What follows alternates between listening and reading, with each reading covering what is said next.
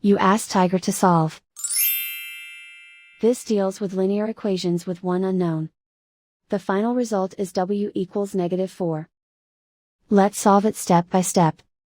Group all w terms on the left side of the equation. Add 6w to both sides. Group like terms. Simplify the arithmetic. Group like terms. Simplify the arithmetic. Group all constants on the right side of the equation. Add 6 to both sides. Simplify the arithmetic.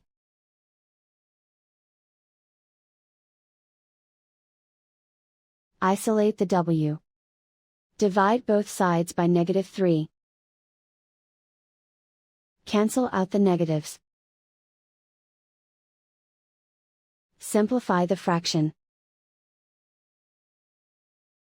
Move the negative sign from the denominator to the numerator.